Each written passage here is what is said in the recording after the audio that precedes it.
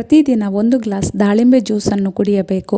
ಇದರಿಂದ ಆರೋಗ್ಯವು ಸುಧಾರಿಸುತ್ತದೆ ಮತ್ತು ಮುಖದಲ್ಲಿ ಹೊಳಪು ಹೆಚ್ಚುತ್ತದೆ.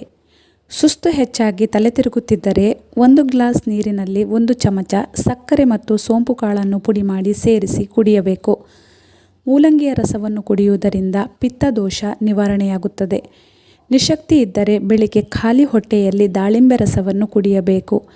ಶೀತದಿಂದಾಗಿ ಮೂಗಿನಲ್ಲಿ ನೀರು ಸುರಿಯುತ್ತಿದ್ದರೆ 1 ಪಾತ್ರೆಯಲ್ಲಿ ನೀರು ಮತ್ತು ಜಜ್ಜಿದ ಶುಂಠಿಯನ್ನು ಸೇರಿಸಿ ಚೆನ್ನಾಗಿ ಕುದಿಸಿ ಅದರ ಸ್ಟೀಮನ್ನು ತೆಗೆದುಕೊಳ್ಳಿ. ಮೂಗು ಸೋರುವುದು ಕಡಿಮೆಯಾಗುತ್ತದೆ.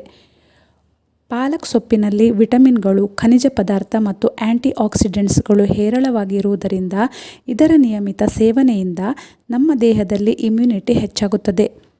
ವಯಸ್ಸಿಗೆ ಮೊದಲೇ ಕೂದಲು ಬಿಳಿಯಾಗುತ್ತಿದ್ದರೆ ಪ್ರತಿದಿನ ಖಾಲಿ ಹೊಟ್ಟೆಯಲ್ಲಿ ನೆಲ್ಲಿಕಾಯಿಯ ಜ್ಯೂಸನ್ನು ಕುಡಿಯಬೇಕು ಮತ್ತು ಕೂದಲಿಗೆ ಈರುಳ್ಳಿಯ ರಸವನ್ನು ಹಚ್ಚಬೇಕು. 30 ದಿನಗಳಲ್ಲಿ ಉತ್ತಮ ಫಲಿತಾಂಶ ಸಿಗುತ್ತದೆ. ಊಟದ ಜೊತೆಗೆ ಈರುಳ್ಳಿಯನ್ನು ತಿನ್ನುವುದರಿಂದ ಹೃದಯ ಸಂಬಂಧಿ ಕಾಯಿಲೆಗಳಿಂದ ದೂರವಿರಬಹುದು. ಉತ್ತಮ ಆರೋಗ್ಯಕ್ಕಾಗಿ ಚಹಾದ ಬದಲಿಗೆ ದಾಲ್ಚಿನ್ನಿಯ ಎಲೆಯನ್ನು ಕುದಿಸಿ ಕುಡಿಯಬೇಕು. ಇದರಿಂದ ಶೀತ, ಸೀನು ಮತ್ತು ಮೂಗು ಸೋರಿಕೆಯಿಂದ ಮುಕ್ತಿ ಸಿಗುತ್ತದೆ. ತೆಂಗಿನ ಎಣ್ಣೆಯಿಂದ ಒಂದೇ ವಾರದಲ್ಲಿ ಸುಕ್ಕು ಮತ್ತು ನೆರಿಗೆಗಳಿಂದ ಮುಕ್ತಿ ಪಡೆಯಲು ಪ್ರತಿದಿನ ತೆಂಗಿನ ಎಣ್ಣೆಯಲ್ಲಿ ಸ್ವಲ್ಪ ಜೇನುತುಪ್ಪವನ್ನು ಸೇರಿಸಿ ಮುಖಕ್ಕೆ ಮಸಾಜ್ ಮಾಡಿ. ವಾರಕ್ಕೆ 3 ಬಾರಿ ತೆಂಗಿನ ಹಾಲನ್ನು ಮುಖಕ್ಕೆ ಹಚ್ಚಿ. ಹೀಗೆ ಮಾಡುವುದರಿಂದ ತ್ವಚೆ ಸುಂದರವಾಗುತ್ತದೆ.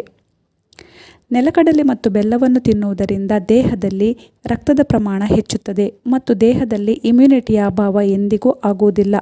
ಒದ್ದೆ ಕೂದಲನ್ನು ಎಂದಿಗೂ ಕೂಡ ಬಾಚಬಾರದು, ಏಕೆಂದರೆ ಒದ್ದೆ ಕೂದಲು ನಾಜೂಕಾಗಿರುತ್ತದೆ. ಬಾಚಣಿಗೆಯ ಪ್ರಯೋಗದಿಂದ ಕೂದಲು ಸುಲಭವಾಗಿ ಕಿತ್ತು ಬರುತ್ತದೆ ಮತ್ತು ತುಂಡಾಗುವ ಸಂಭವ ಇರುತ್ತದೆ. ದಿನ ಬೆಳಿಗ್ಗೆ ಖಾಲಿ ಹೊಟ್ಟೆಯಲ್ಲಿ ಶುಂಠಿಯ ನೀರು ಕುಡಿಯುವುದರಿಂದ ರಕ್ತ ಶುದ್ಧಿಯಾಗುತ್ತದೆ ಮತ್ತು ಇದರಿಂದ ಮೊಡವೆ ಸುಕ್ಕುಗಳು ಮತ್ತು ಸ್ಕಿನ್ ಇನ್ಫೆಕ್ಷನ್ ಸಮಸ್ಯೆಯಿಂದ ಮುಕ್ತಿ ಸಿಗುತ್ತದೆ. ಹೊಟ್ಟೆಯ ಬೊಜ್ಜು ಸುಲಭವಾಗಿ ಕರಗಬೇಕಾದರೆ ಪ್ರತಿದಿನ ದಾಲ್ಚಿನ್ನಿಯ ಸೇವನೆಯನ್ನು ಮಾಡಬೇಕು. ಪ್ರತಿದಿನ ಸ್ನಾನ ಮಾಡುವ ಮೊದಲು ತೆಂಗಿನ ಎಣ್ಣೆಯಿಂದ ಅಥವಾ ಸಾಸಿವೆ ಎಣ್ಣೆಯಿಂದ ದೇಹಕ್ಕೆ ಮಸಾಜ್ ಮಾಡುವುದರಿಂದ ನಮ್ಮ ದೇಹ ಶಕ್ತಿಯುತವಾಗುತ್ತದೆ. ಕಹಿಬೇವಿನ ಎಲೆಗಳನ್ನು ಕುದಿಸಿದ ನೀರಿನಲ್ಲಿ ಸ್ನಾನ ಮಾಡುವುದರಿಂದ ಚರ್ಮದ ಇನ್ಫೆಕ್ಷನ್ ದೂರವಾಗುತ್ತದೆ.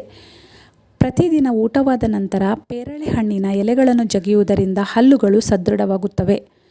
ಸಕ್ಕರೆಯಲ್ಲಿ ಇರುವೆಗಳು ಬರದೇ ಇರಲು 2-3 ಲವಂಗವನ್ನು ಸಕ್ಕರೆ ಡಬ್ಬದಲ್ಲಿ ಹಾಕಿ ಇಡಿ.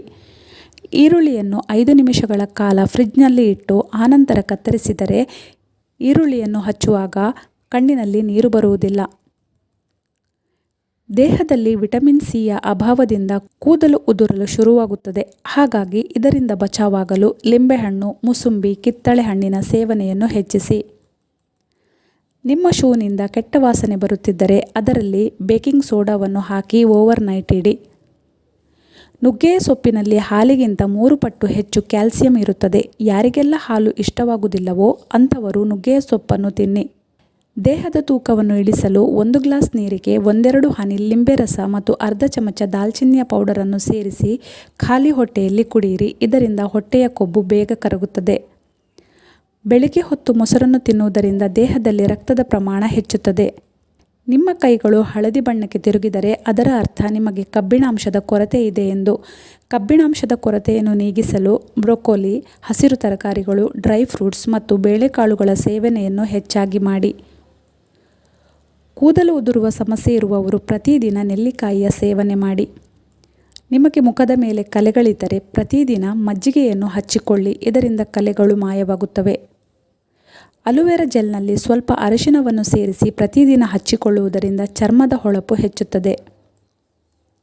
ರಾತ್ರಿ ಊಟವಾದ ತಕ್ಷಣ ಮಲಗಿದರೆ ಬೊಜ್ಜು ಹೆಚ್ಚುತ್ತದೆ. ಹಾಲಿನಲ್ಲಿ ಗ್ಲಿಸರಿನ್ ಅನ್ನು ಸೇರಿಸಿ ಮುಖಕ್ಕೆ ಮಾಲಿಷ್ ಮಾಡುವುದರಿಂದ ಚರ್ಮದ ಬಣ್ಣ ತಿಳಿಯಾಗುತ್ತದೆ. ಖಾಲಿ ಹೊಟ್ಟೆಯಲ್ಲಿ ಕಡಲೆಯನ್ನು ತಿನ್ನುವುದರಿಂದ ಮೂಳೆಗಳು ಸದೃಢವಾಗುತ್ತವೆ. ಇನ್ನೂ ಹೆಚ್ಚಿನ ಉಪಯುಕ್ತ ವಿಡಿಯೋಗಳಿಗಾಗಿ ನಮ್ಮ ಚಾನಲನ್ನು ಸಬ್ಸ್ಕ್ರೈಬ್ ಮಾಡಿ, ಲೈಕ್ ಮಾಡಿ ಹಾಗೆ ಶೇರ್ ಮಾಡಿ.